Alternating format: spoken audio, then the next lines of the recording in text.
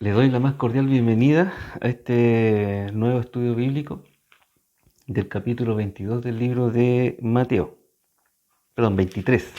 Capítulo número 23, ya vamos ya. Eh, Antes de iniciar vamos a tener una oración para que Dios nos acompañe como siempre y que todo lo que digamos acá esté conforme a lo que es su palabra. Oremos de la siguiente manera. Padre que estás en los cielos, agradecemos su compañía, su protección y su guía, Dios. Gracias porque hasta ahora usted nos ha protegido, nos ha librado de las enfermedades, de las necesidades también. Gracias porque sabemos de que usted nos va a guiar en el estudio de su palabra y le vamos a sacar el mayor provecho que podamos. En nombre de Cristo Jesús oramos. Amén.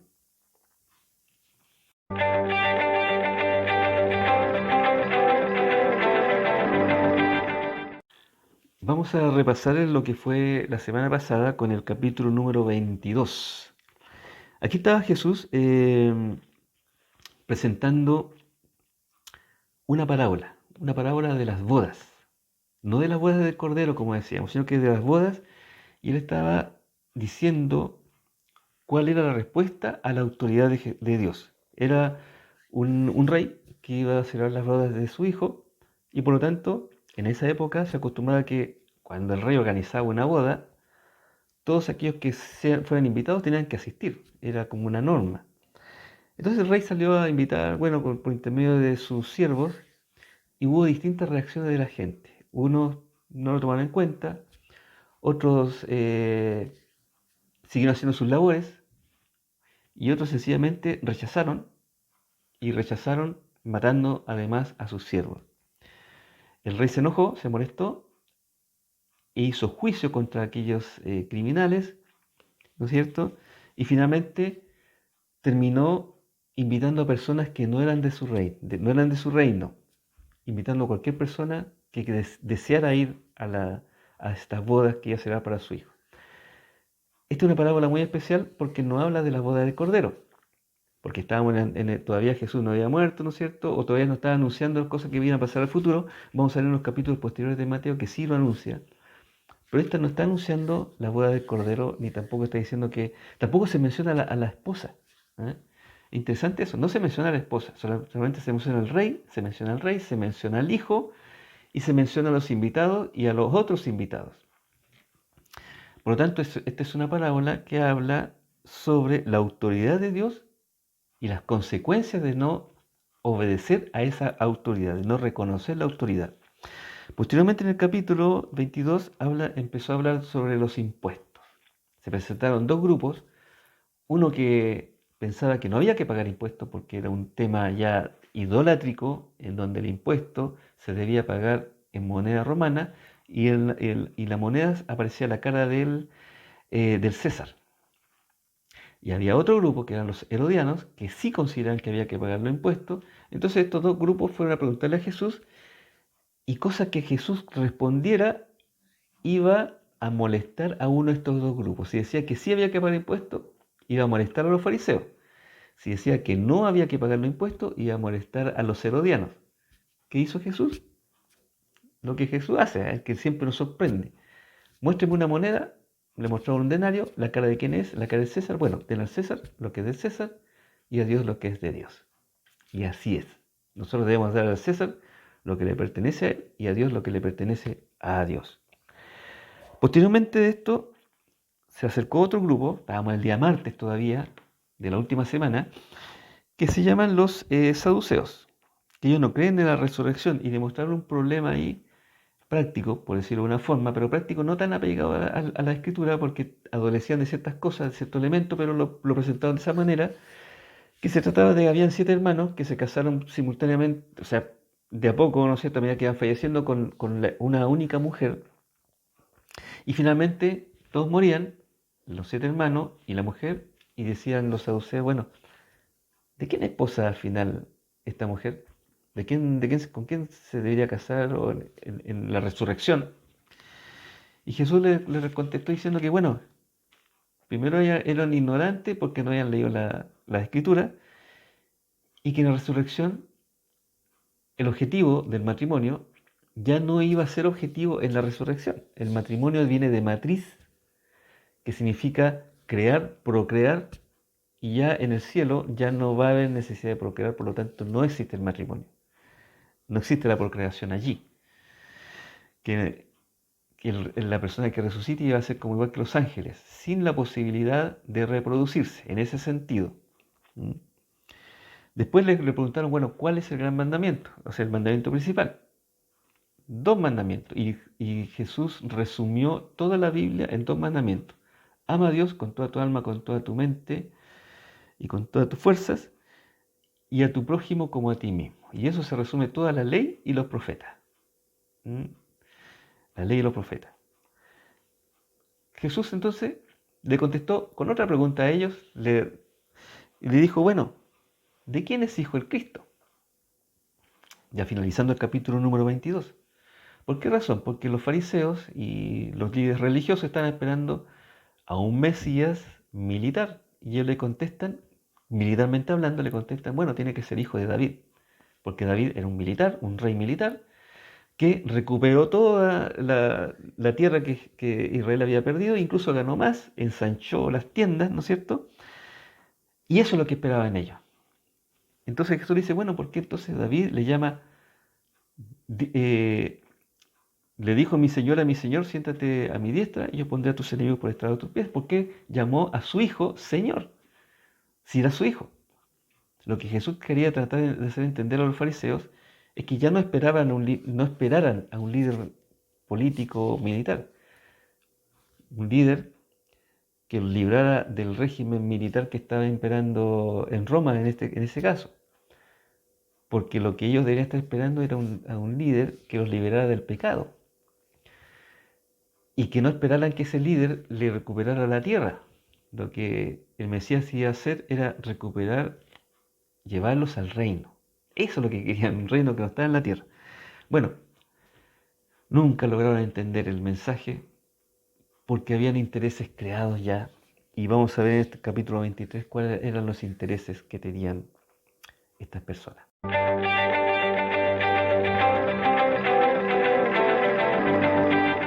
Vamos a dar respuesta a la pregunta que quedó planteada la semana pasada, en que consiste, la pregunta era bien sencilla: ¿cómo nosotros debemos interpretar correctamente la parábola de las bodas del rey a su hijo? Teníamos varias alternativas. ¿Eran las bodas del cordero? Sí, puede ser. ¿Era la autoridad de Dios? ¿Tenía que ver con la autoridad de Dios? ¿Tenía que ver con la boda del cordero? ¿Tenía que ver con la autoridad de Dios? ¿O tenía que ver con las consecuencias de no obedecer la autoridad de Dios? Una hermana que contestó, voy a mantener su nombre en estricta reserva, y contestó que era la autoridad de Dios y las consecuencias de no respetar esa autoridad. Y esa respuesta es correcta. Porque en ningún caso esta parábola ni menciona a la esposa, ni menciona que es la boda del Cordero, del cual nosotros no somos invitados, no somos convidados, sino que somos la novia, la esposa. ¿Mm? En este caso no se toma como, digamos, como verdad central la boda del Cordero, sino que la verdad central acá es la autoridad de Dios y la respuesta que la humanidad ha tenido. Principalmente, primero, los judíos que no aceptaron la invitación, y segundo, a la gente ordinaria, que estaríamos representados nosotros, que sí respondimos a este llamado del rey. Muchas gracias, hermana, por su respuesta.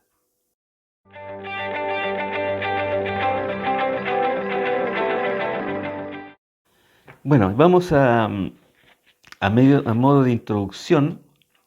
Hay que decir que el capítulo número 23 de Mateo empieza Jesús a usar un lenguaje más directo, más franco, y podríamos decir ya más revelador de lo que él venía a hacer. Ya se está revelando quién es realmente Jesús. Y vamos a ver que está hablando directamente a los fariseos, desnudándolos como son, y tomando un carácter así como de profeta. Vamos a ver que lo que él dice, la forma que él plantea, la forma en que habla, las palabras que usa, nos da la sensación que estuviéramos leyendo un trozo de la Biblia del Antiguo Testamento. Fijémonos en ese detalle. Es como si fuera un profeta del Antiguo Testamento hablando en un libro del Nuevo Testamento. ¿Mm? En un libro del Nuevo Testamento. Pero antes vamos a escuchar la lectura de este capítulo 23 completo. Escuchemos atentamente la lectura. San Mateo 23. Entonces habló Jesús a la gente y a sus discípulos, diciendo: En la cátedra de Moisés se sientan los escribas y los fariseos. Así que todo lo que os digan que guardéis, guardadlo y hacedlo. Pero no hagáis conforme a sus obras, porque dicen, pero no hacen. Porque atan cargas pesadas y difíciles de llevar, y las ponen sobre los hombros de los hombres, pero ellos ni con un dedo quieren moverlas. Antes bien, hacen todas sus obras para ser vistos por los hombres. Pues ensanchan sus filacterias y extienden los flecos de sus mantos, aman los primeros asientos en las cenas, las primeras sillas en las sinagogas, las salutaciones en las plazas, y que los hombres los llamen Rabí, Rabí. Pero vosotros no pretendáis que os llamen Rabí, porque uno es vuestro Maestro, el Cristo, y todos vosotros sois hermanos. Y no llaméis Padre vuestro a nadie en la tierra, porque uno es vuestro Padre, el que está en los cielos. Ni seáis llamados maestros, porque uno es vuestro Maestro, el Cristo. El que es el mayor de vosotros sea vuestro siervo, porque el que se enaltece será humillado, y el que se humilla será enaltecido. Pero ay de vosotros, escribas y fariseos hipócritas, porque cerráis el reino de los cielos delante de los hombres, pues ni entráis vosotros, ni dejáis entrar a los que están entrando. Ay de vosotros, escribas y fariseos hipócritas, porque devoráis las casas de las viudas, y como pretexto hacéis largas oraciones. Por esto recibiréis mayor condenación. Ay de vosotros, escribas y fariseos hipócritas, porque recorréis mar y tierra para ser un prosélito, y cuando lo conseguís, le hacéis 2 veces más hijo del infierno que vosotros. Ay de vosotros, guías ciegos, que decís: si alguien jura por el templo, no es nada, pero si alguien jura por el oro del templo, es deudor. Insensatos y ciegos, porque ¿cuál es mayor, el oro o el templo que santifica al oro? También decís: si alguien jura por el altar, no es nada, pero si alguien jura por la ofrenda que está sobre él, es deudor. Necios y ciegos, porque ¿cuál es mayor, la ofrenda o el altar que santifica la ofrenda? Pues el que jura por el altar, jura por él y por todo lo que está sobre él. Y el que jura por el templo, jura por él y por el que lo habita. Y el que jura por el cielo, jura por el trono de Dios y por aquel que está sentado en él. Ay de vosotros, escribas y fariseos hipócritas, porque diezmáis la menta, el anís y el comino, y dejáis lo más importante de la ley, la justicia, la misericordia y la fe. Esto era necesario hacer sin dejar de hacer aquello. Guías ciegos, que coláis el mosquito y tragáis el camello. Ay de vosotros, escribas y fariseos hipócritas, porque limpiáis lo de fuera del vaso y del plato, pero por dentro estáis llenos de robo y de injusticia. Fariseo ciego, limpia primero lo de dentro del vaso y del plato, para que también lo de fuera quede limpio. Ay de vosotros, escribas y fariseos hipócritas, porque sois semejantes a sepulcros blanqueados, que por fuera, a la verdad, se muestran hermosos, pero por dentro están llenos de huesos de muertos y de toda inmundicia. Así también vosotros por fuera, a la verdad, os mostráis justos a los hombres, pero por dentro estáis llenos de hipocresía e iniquidad. Ay de vosotros, escribas y fariseos hipócritas, porque edificáis los sepulcros de los profetas y adornáis los monumentos de los justos, y decís: si hubiéramos vivido en los días de nuestros padres, no habríamos sido sus cómplices en la sangre de los profetas. Con esto das testimonio contra vosotros mismos, que sois hijos de aquellos que mataron a los profetas. Vosotros pues colmad la medida de vuestros padres. Serpientes, generación de víboras, ¿cómo escaparéis de la condenación del infierno? Por tanto, he aquí yo os envío profetas, sabios y escribas. De ellos a unos mataréis y crucificaréis, y a otros azotaréis en vuestras sinagogas y perseguiréis de ciudad en ciudad. Así recaerá sobre vosotros toda la sangre justa que se ha derramado sobre la tierra, desde la sangre de Abel el justo hasta la sangre de Zacarías, hijo de Berequías, a quien matasteis entre el templo y el altar. De cierto os digo que todo esto vendrá sobre esta generación. Jerusalén, Jerusalén, que matas a los profetas y apedreas a los que te son enviados. ¿Cuántas veces quise juntar a tus hijos como la gallina junta sus polluelos debajo de las alas, pero no quisiste? He aquí vuestra casa os es dejada desierta. Porque os digo que desde ahora no volveréis a verme hasta que digáis: bendito el que viene en el nombre del Señor. Así es, nada más. ¿Se fijaron en el tono que Jesús usa en este capítulo? Es como si uno estuviera escuchando a un profeta, ¿no es cierto?, del Antiguo Testamento, pero en un libro escrito en el Nuevo Testamento. Es interesante el lenguaje que él usa, el tono y las palabras, ¿no? Entonces empezamos el capítulo número 23, pero aquí, como le decíamos, Jesús cambia el tono y la forma en que se dirige hacia los fariseos y escribas particularmente. Pero ¿quiénes eran estos fariseos? ¿Cómo surgieron? ¿Quiénes eran? ¿A qué se dedicaban? Fariseo viene del griego, farisaios, que en arameo significa separados, puro, separados, puros. Nosotros podríamos usar santificado, santos, separado, apartado. ¿De qué? ¿Separado de qué? De los gentiles, separado de Israel menos fiel. ¿Ah? Eso eran ellos. Ellos así se autodenominaban.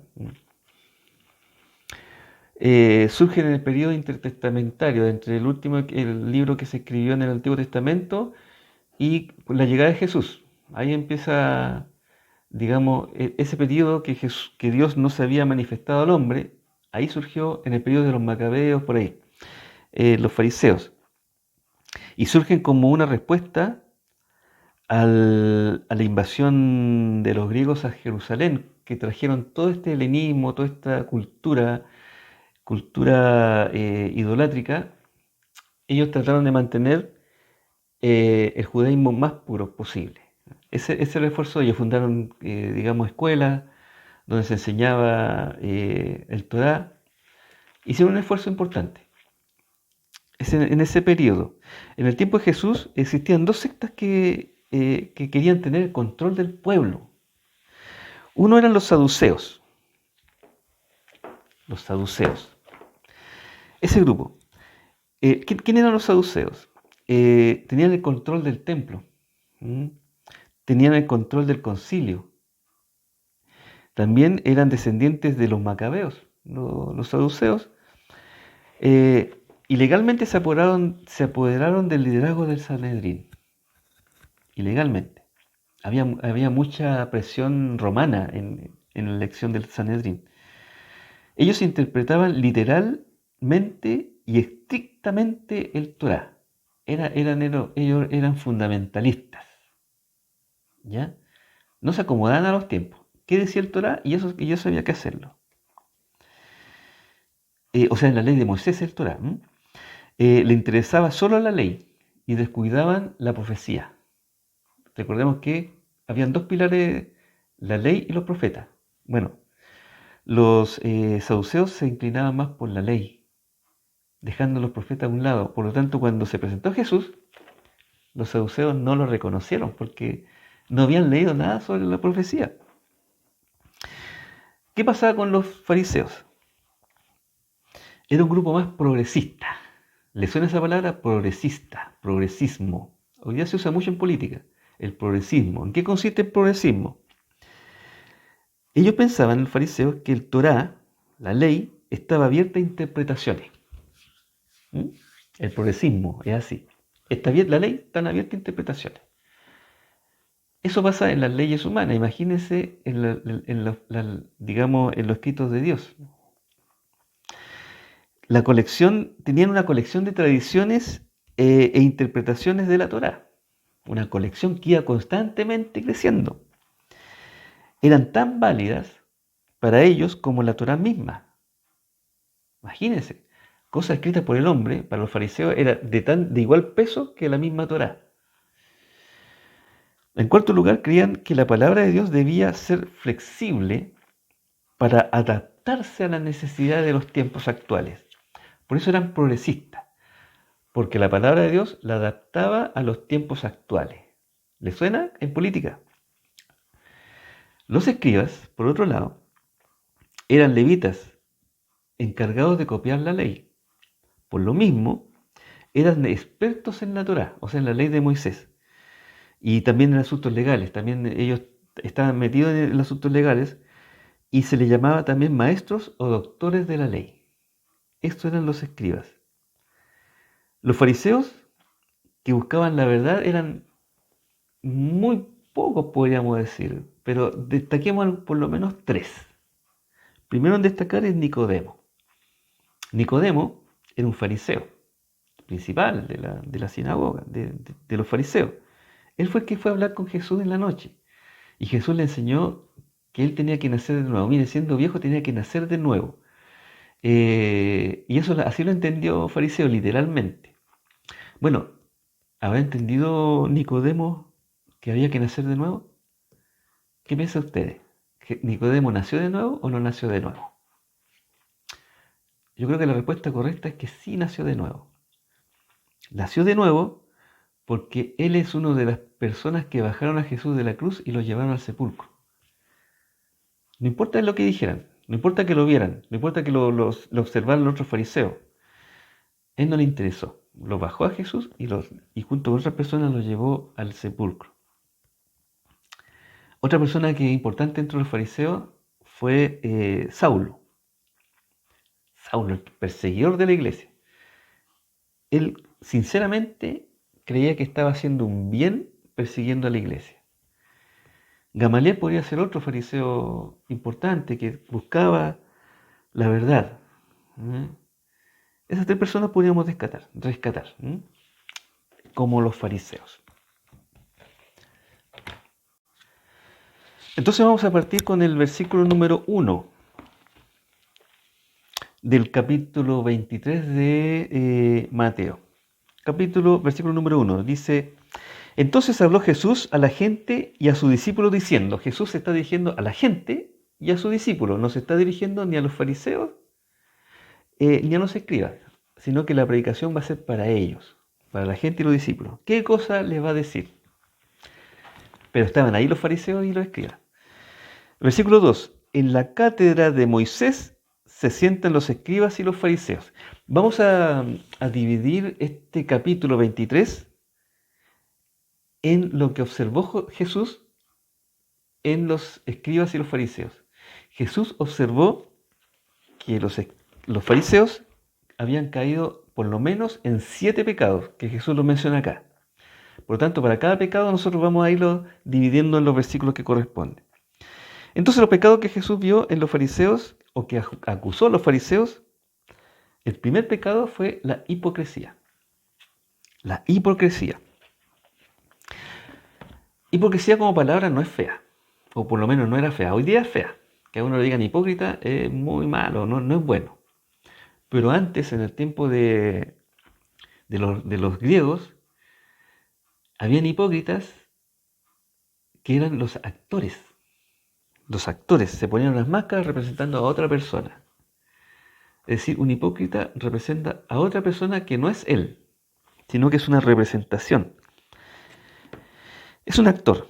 Entonces cuando Jesús le dice hipócritas a los fariseos, le está diciendo que son actores que están actuando un espectáculo de piedad religiosa, pero que no lo son. No son piadosos, sino que están representando a una persona piadosa. Vamos a ver que este hipócrita, vamos a leer el versículo 1 hasta el versículo número 12. Dice así, el versículo 2, en la cátedra de Moisés se sientan los escribas y fariseos.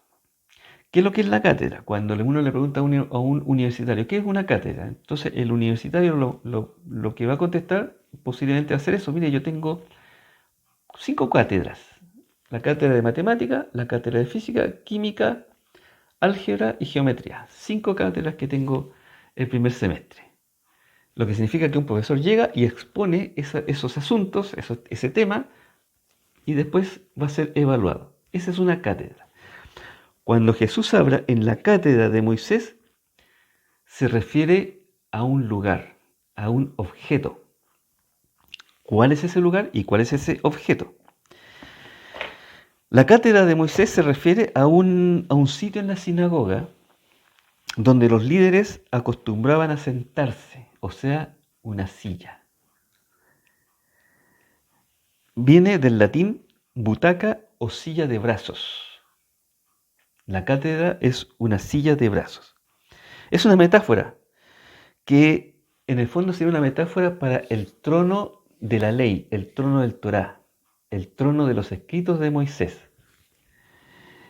Y simbolizaba la sucesión de los maestros desde Moisés hasta la fecha, a la fecha.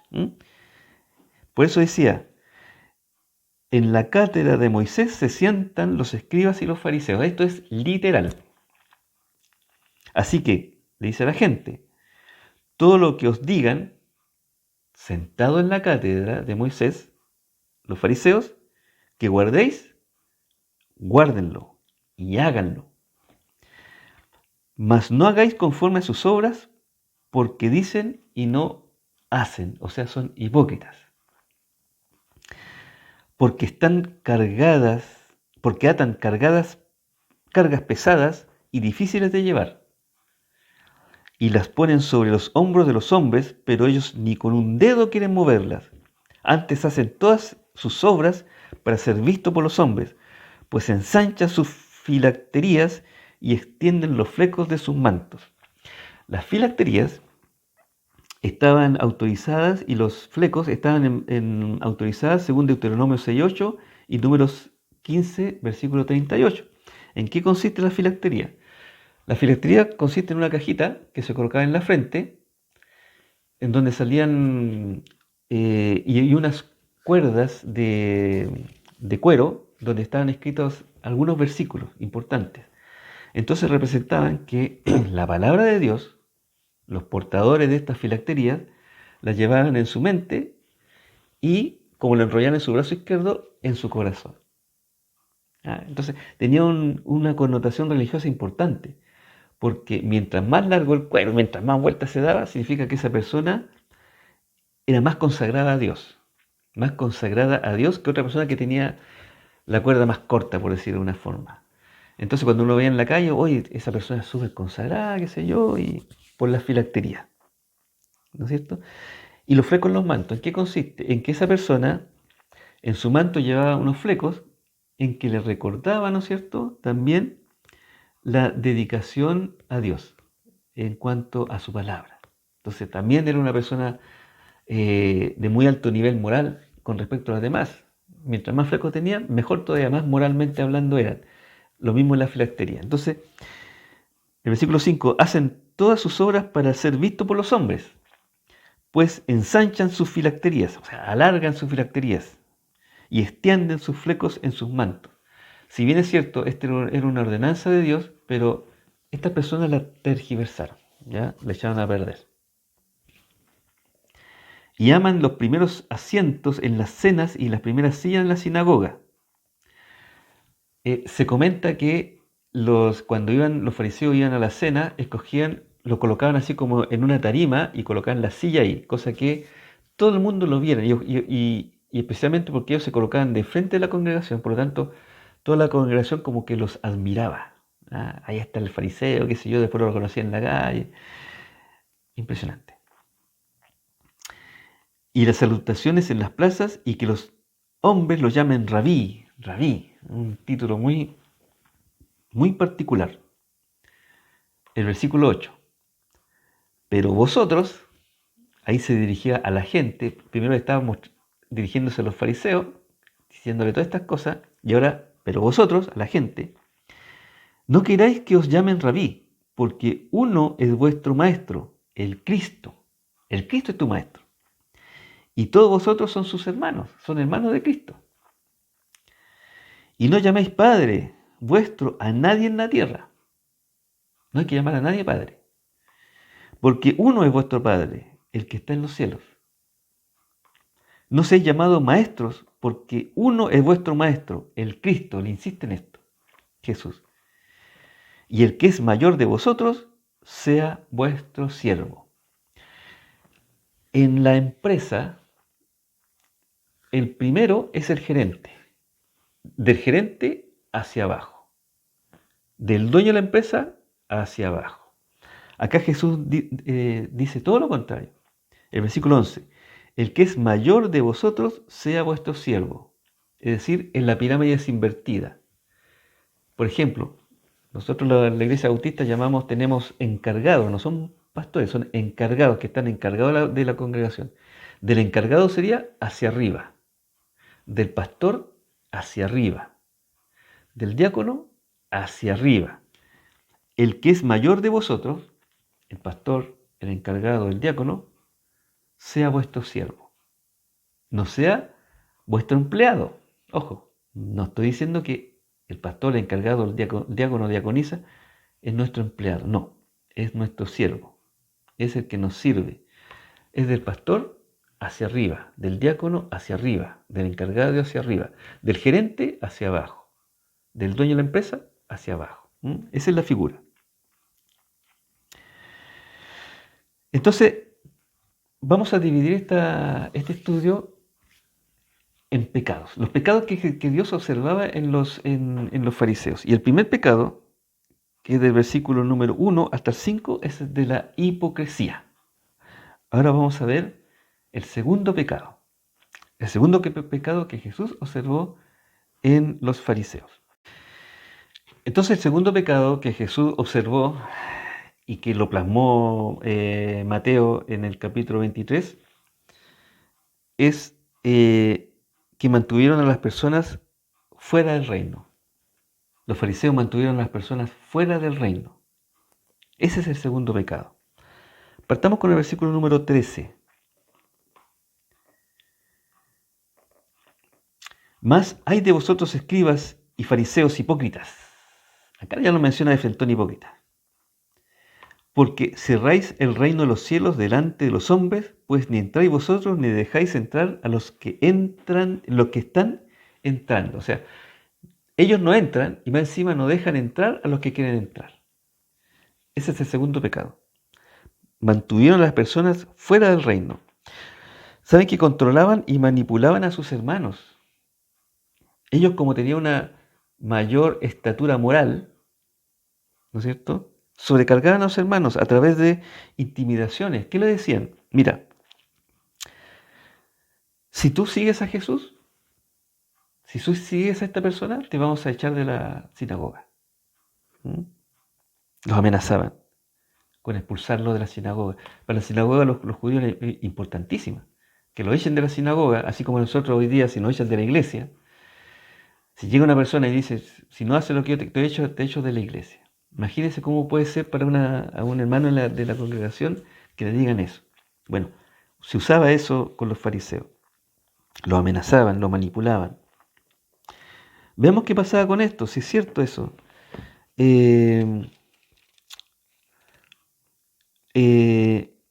Juan, capítulo 12, versículo 42. Juan 12, 42. Dice, con todo eso, aún de los gobernantes, muchos creyeron. Acá está hablando el apóstol Juan sobre Jesús. Muchos de los gobernantes creyeron en Jesús. ¿Pero qué pasó? Pero a causa de los fariseos no lo confesaban para no ser expulsados. ¿De dónde? De la sinagoga. Así mantenían a sus hermanos los fariseos. Entonces tenían esas tradiciones, tenían tantas tradiciones ellos, que eran muy importantes las tradiciones. Veamos qué pasa con las tradiciones. Marcos 7, versículo 5. Marcos 7, versículo 5. Dice así. Y aquí estaba Jesús caminando con sus discípulos, tuvieron hambre y quisieron comer. Comieron cosas del camino. Le preguntaron, pues, los fariseos y los escribas a Jesús, las mismas personas que estaban acá, en este capítulo 23. ¿Por qué tus discípulos no andan conforme a la tradición de los ancianos, sino que comen pan con manos inmundas? Recordemos que los fariseos tenían este problema, que el Torá estaba a la misma altura que las tradiciones, o que las tradiciones estaban a la misma altura que el Torá. Faltar a la tradición era lo mismo que faltar a la ley. Cargas, ponían demasiadas cargas con las personas. Venid a mí todos los que estáis trabajados y cargados, y yo los haré descansar. Ese mismo problema lo tenían con el sábado. Un montón de cosas que tenían que cumplir. Entonces el versículo 14 continúa. Ay de vosotros, escribas y fariseos hipócritas, porque devoráis las casas de las viudas. Mira, imagínense. Y como pretexto hacéis largas oraciones. Por esto recibiréis mayor condenación. Acá no es cualquier persona que le está diciendo que van a recibir mayor condenación. Es Jesús mismo. Si usted trabaja en una empresa y un compañero suyo le dice, mira, yo te voy a castigar. Vamos a mirar al compañero y decir, bueno, es mi compañero, ¿cómo me va a castigar? ¿Haciéndome qué? ¿Me va a despedir? ¿Eso es lo que tú me estás diciendo? ¿Tú, mi compañero, me vas a despedir? No es posible. Pero si el dueño de la empresa te llama a la oficina y te dice, Sergio, te voy a despedir, yo le aconsejo que lo empiece a tomar en serio. Bueno, ¿quién le estaba diciendo esto a los fariseos? Jesús le estaba diciendo, por esto recibiréis mayor condenación. Fariseos, tomen en serio, porque no es cualquier persona lo que le está diciendo esto, es Jesús mismo. Jesús, el Rey, te está diciendo, vas a recibir mayor condenación. Versículo 15. Ay de vosotros, escribas y fariseos hipócritas, porque recorréis mar y tierra para hacer un prosélito. Y una vez hecho, le hacéis 2 veces más hijos del infierno que vosotros. Ya leíamos el texto de Marcos. Las tradiciones. Tomaban al prosélito, o sea, al que abrazaba sin ser judío, abrazaba el judaísmo, y cuando se hacía judío, le colocaban todas estas cargas encima. Todas estas cargas. Ese es el segundo pecado. El segundo pecado es que mantuvieron a las personas fuera del reino. Los controlaban, los manipulaban, los extorsionaban con la expulsión de la sinagoga.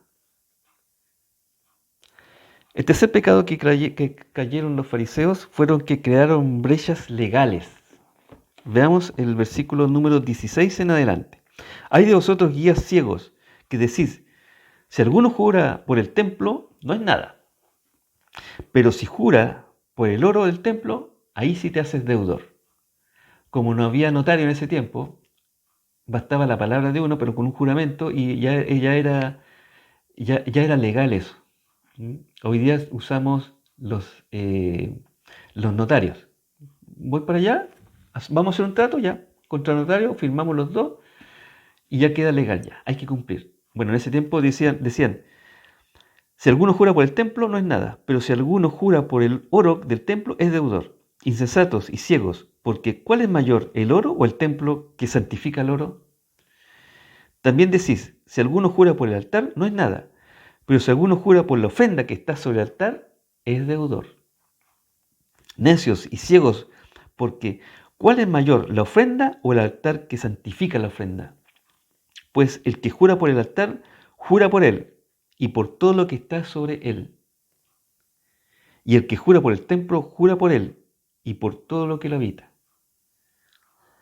Y el que jura por el cielo, jura por el trono de Dios y por aquel que está sentado en el trono. Crearon brechas legales. Ese es el tercer pecado. El cuarto pecado.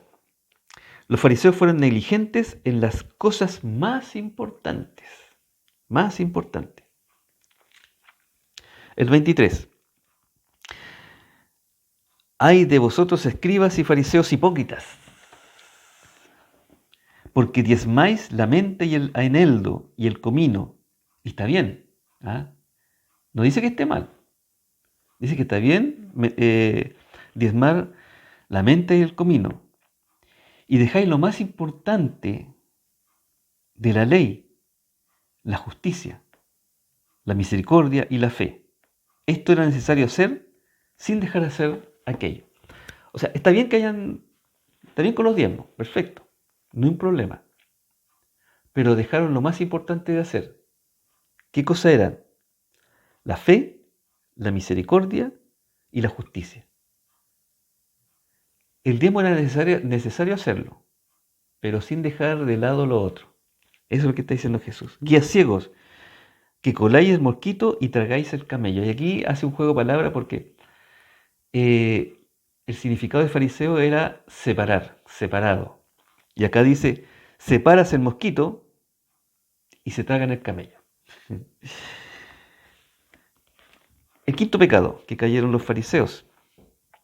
Estaban llenos de avaricia y autoindulgencia. Avaricia, ellos tenían una superioridad moral. Ellos eran avaros por naturaleza y tenían una superioridad moral mayor que los demás. Eran superiores moralmente a los demás. Así que podían, digamos, amonestarlo porque ellos eran mejores que ellos y un montón de cosas. Veamos lo que pasa en el versículo número 25. Dice, ay de vosotros, escribas y fariseos hipócritas, porque limpiáis lo de afuera del vaso. ¿Ah? Lo que se ve lo limpian. Y también el plato. Pero por dentro estáis llenos de robo y de injusticia. Injusticia tiene que ver, cuando habla de injusticia o justicia, habla de la ley de Moisés. Estás lleno de incumplimientos de la ley de Moisés. Fariseo ciego, limpia primero lo de adentro del vaso y del plato, o sea, límpiate en forma interna, para que también lo de afuera sea limpio. Claro, porque ellos, como están limpios por fuera, se ven bonitos por fuera, y eso le da autoridad para amonestar de una manera muy cruel a los demás, a sus hermanos. Recordamos que hasta con amenaza. Vemos qué pasa, cómo debemos amonestar a nuestros hermanos. Primera Tesalonicenses, capítulo 5.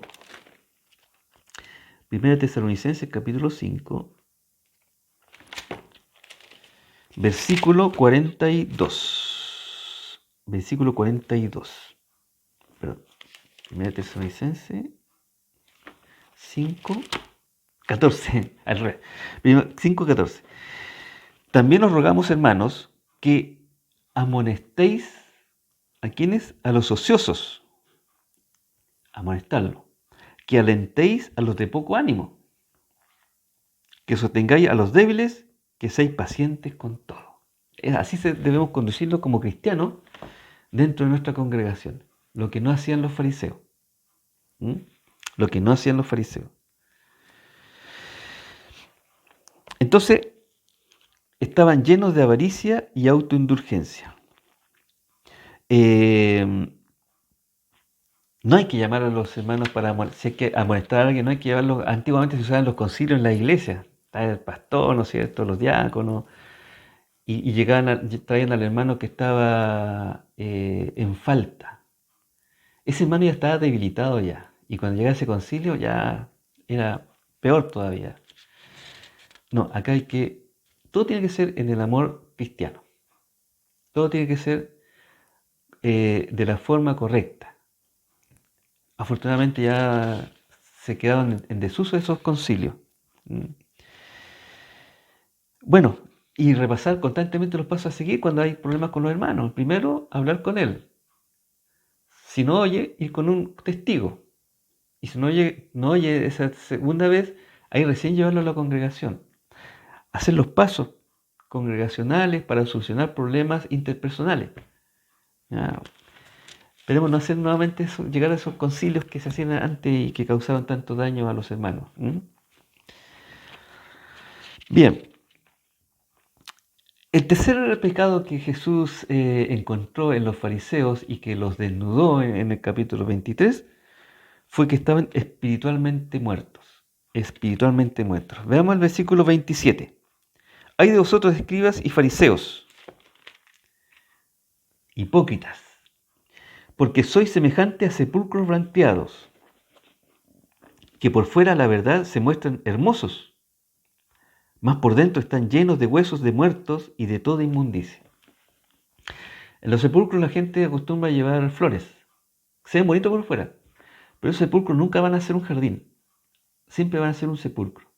Son sepulcros, van a seguir siendo sepulcros y continuarán como sepulcros. Fueron, son y serán sepulcros. No hay cómo cambiarlos. Imagínense lo que Jesús le está diciendo a estas personas. Ese es el sexto pecado. Estaban muertos espiritualmente. Daban la impresión de amar a Dios y buscar su palabra, pero sus corazones estaban lejos de Dios. De labios me honran, pero su corazón no está allí. Dice Isaías 29:3. Este pueblo solamente de labios me alaba. Y el versículo 7, el pecado número 7, lo vamos a ver si lo sacamos solito.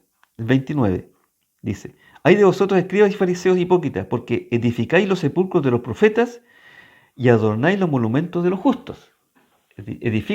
Recuerdan a los profetas y a los justos, los recuerdan, los tienen en la memoria, y dicen: si hubiéramos vivido en los días de nuestros padres, no hubiéramos sido sus cómplices en la sangre de los profetas. Ellos dicen: si hubiéramos vivido en el tiempo de nuestros padres, a estos profetas no lo habrían matado. Porque recordemos que los judíos, los israelitas de la época, llegaban los profetas y los mataban, porque no les gustaban lo que los profetas decían. Los fariseos decían: bueno, si hubieran estado en esa época, lo más probable es que no lo hubieran matado, porque lo hubiéramos defendido, o nosotros no habríamos participado de esa muerte. Jesús dice: así que dais testimonio contra vosotros mismos de que sois hijos de aquellos que mataron a los profetas. Reconocen. Vosotros también llenad la medida de vuestros padres. O sea, ustedes son iguales. ¿Ah? ¿Por qué dicen eso si ustedes son iguales? Serpientes, generación de víboras, ¿cómo escaparéis de la condenación del infierno? Le dice Jesús, el Rey, le dice a ellos. Y ya Jesús está hablando como profeta, no sé si se dan cuenta, está hablando como profeta. Por tanto, he aquí, yo os envío profetas y sabios y escribas, y de ellos a unos matasteis y a otros crucificaréis. Está profetizando su propia muerte y la muerte de los discípulos. A unos lo van a matar, a otros lo van a crucificar, a otros azotaréis en las sinagogas y perseguiréis de ciudad en ciudad. Lo que hacía, ¿quién hacía eso? De ciudad en ciudad lo perseguía. Pablo. Pablo pedía cartas para pasar de una ciudad a otra, persiguiendo ¿a quién? A la iglesia, a la esposa. 35. Para que venga sobre vosotros toda la sangre justa que se ha derramado sobre la tierra, desde la sangre de Abel, el justo, hasta la sangre de Zacarías, hijo de Berequías, a quien matasteis entre el templo y el altar. Lo está haciendo culpable a ellos también. De cierto os digo que todo esto vendrá sobre esta generación. Y aquí Jesús habla como profeta, y profetizando su propia muerte. Todo esto vendrá sobre su propia generación, dice Jesús, finalizando ese trozo. Y llegamos a los últimos 3 versículos. Es que es el lamento de Jesús sobre Jerusalén. Jerusalén, Jerusalén, que matas a los profetas y apedreas a los que te son enviados. ¿Cuántas veces quise juntar a tus hijos como gallina junta sus polluelos debajo de tus alas? Y no quisiste. He aquí vuestra casa os es dejada desierta.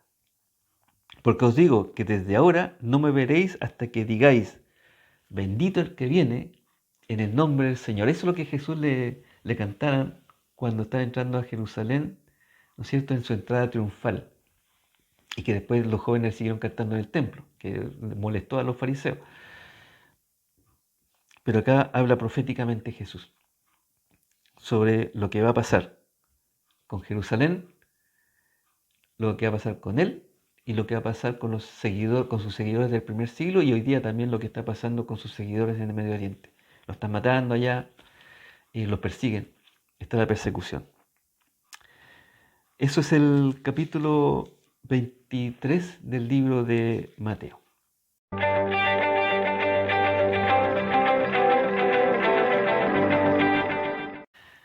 Bien, en el tema de las preguntas, quiero hacer una sola pregunta.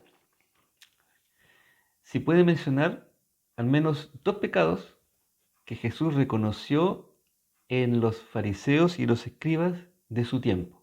Solamente 2 pecados de los 7 que nosotros mencionamos. Nada más que eso.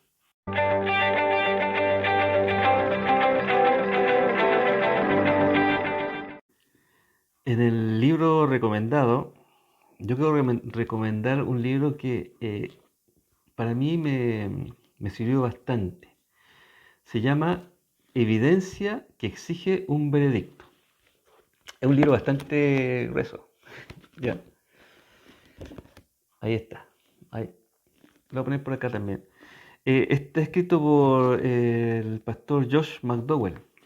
¿Y de qué se trata? Hay un libro que se llama Y la Biblia tenía razón, en donde se han hecho descubrimientos arqueológicos que reflejan la veracidad de la Biblia. Nosotros actuamos por fe, no necesitamos ese tipo de cosas, pero no está de más saber que existe, porque hay personas que sí necesitan eso, nosotros no, que actúan por vista. Bueno, acá tiene varias respuestas a preguntas muy interesantes. Por ejemplo,